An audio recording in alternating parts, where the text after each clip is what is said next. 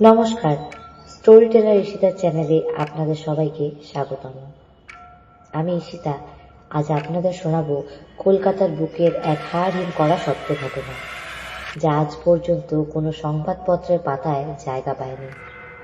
নিঝুম রাতের নিস্তব্ধতা যখন শহরের রাজপথগুলিকে ঘিরে নেয়, তখন আমাদের চেনা অলিগলিতেই বাসা বাঁধে এমন কিছু প্রাচীন অন্ধকার, যার রহস্য সাধারণ মানুষের বুদ্ধির অতীত।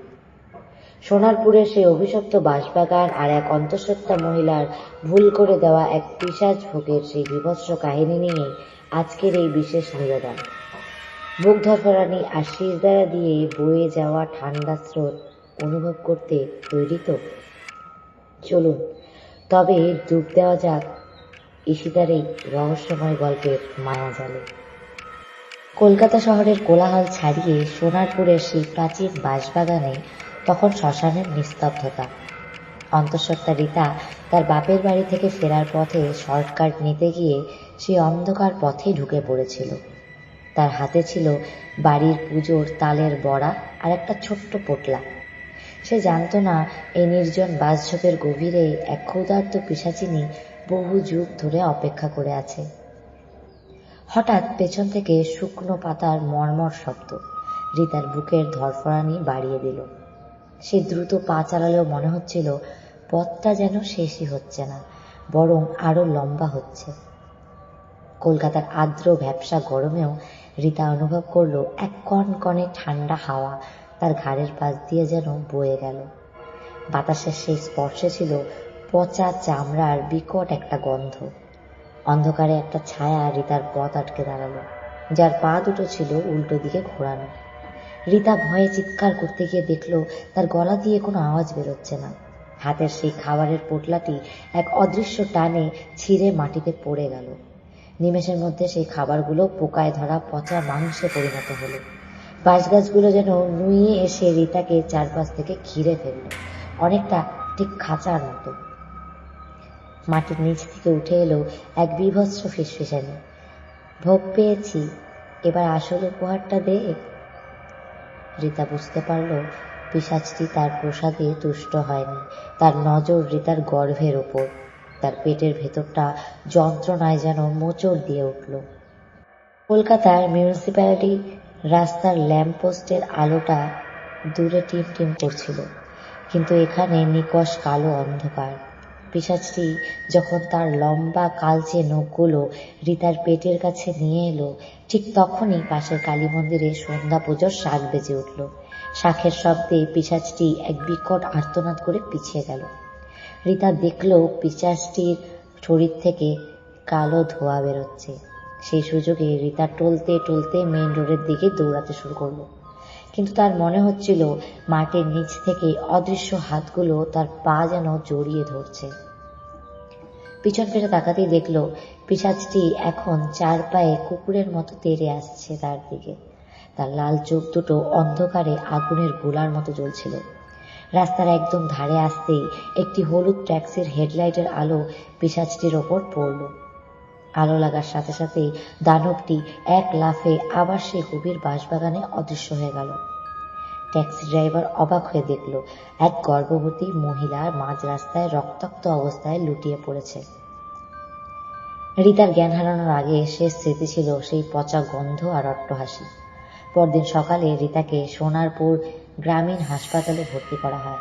ডাক্তাররা অবাক হয়ে দেখেন তার পেটের ওপর 3টি গভীর নখের আঁচড়, যা কোনো পশুর নয়।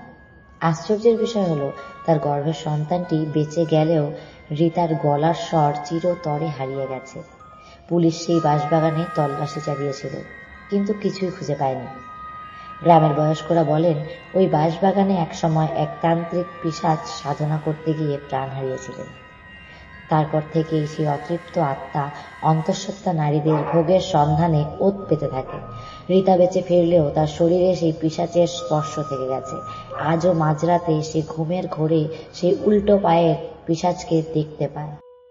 রীতা যখনই আয়নার সামনে দাঁড়ায়, নিজের প্রতিবিম্বের বদলে সে দেখতে পায় সেই পিশাচটি তার কাঁধের ওপর চিবুক রেখে দাঁড়িয়ে আছে। পিশাচের পচা গলা মাংস থেকে কালো পোকাগুলো যেন খসে খসে রীতার শরীরের ওপর পড়ছে, কিন্তু হাত দিলে সেখানে কিছুই নেই। সবচেয়ে ভীতিজনক হলো রীতা ছাড়া সেই বিভৎস দৃশ্য আর কেউই দেখতে পায় না। ফলে তার নীরব চিৎকার ঘরের দেওয়ালে ধাক্কা খেয়ে ফিরে আসে। মাঝরাতে যখন সারা কলকাতা নিস্তব্ধ হয়ে যায়, রীতা অনুভব করে তার বিছানার নিচে কেউ একজন অবিরাম নখ দিয়ে আঁচড়াচ্ছে। হঠাৎ একজোড়া বরফ শীতল হাত খাটের তলা থেকে বেরিয়ে এসে রীতার পা দুটো ধরে হ্যাচকা টানে নিচে নামানোর চেষ্টা করে।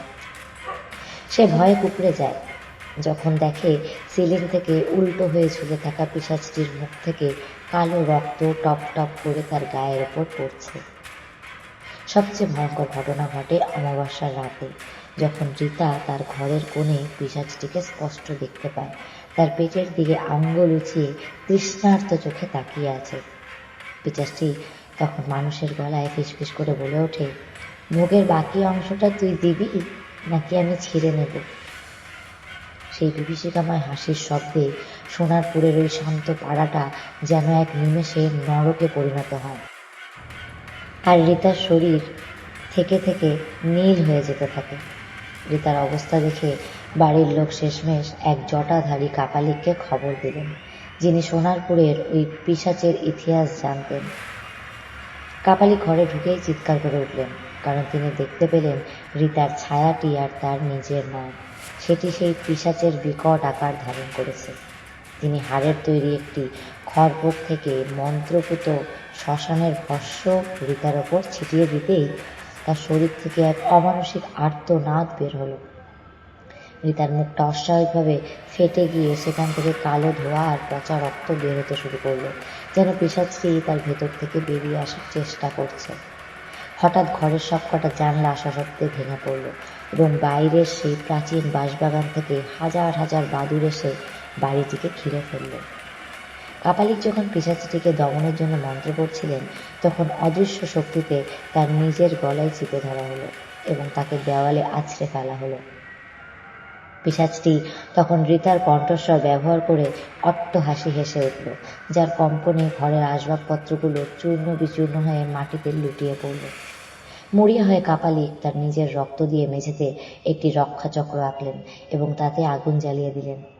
আগুনের লেলিহান শিখা যখন পিশাচের ছায়াটিকে স্পর্শ করল, তখন পুরো ঘরটা এক নারকীয় গন্ধে ভরে উঠল। মনে হচ্ছিল যেন জীবন্ত কোনো পশুকে পুড়িয়ে মারা হচ্ছে।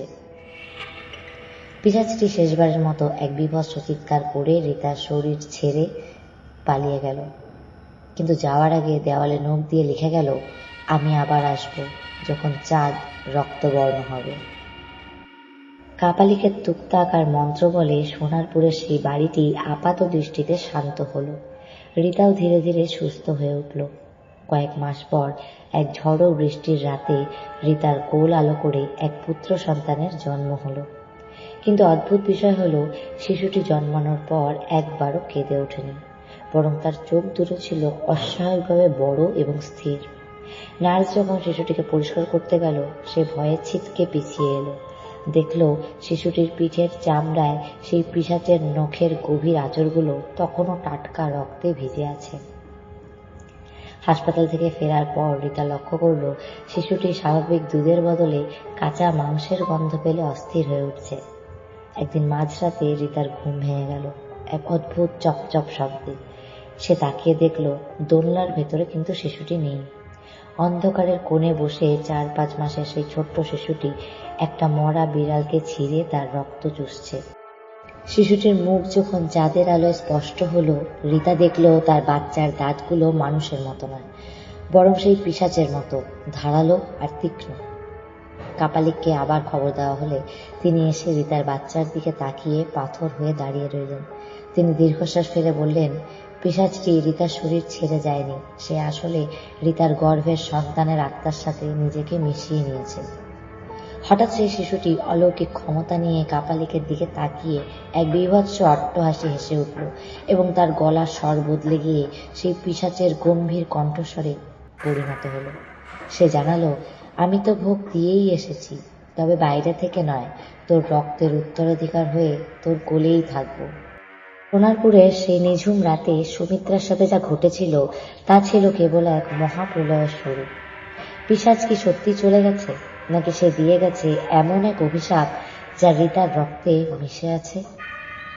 ওই যে ছোট্ট শিশুটি জন্মালো, ওর চোখের অতল অন্ধকারে কি কোনো আদিম ক্ষুধা লুকিয়ে নেই?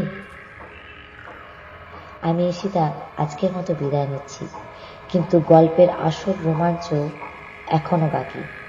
রিতার সন্তান আর্যর জীবনে কি ভয়াবহ রূপ নিল সেই পিশাচের ছায়া, তা জানতে হলে আপনাদের অপেক্ষা করতে হবে দ্বিতীয় পর্বের জন্য, যা খুব শীঘ্রই আসছে স্টোরি টেলার ঈশিতার চ্যানেলে।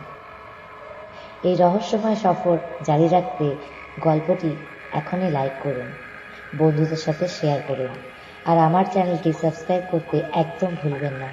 মনে রাখবেন, আর্যর গল্প কিন্তু আপনার রাতের ঘুম কেড়ে নিতে আসছে। দেখা হচ্ছে সেকেন্ড পর্বে।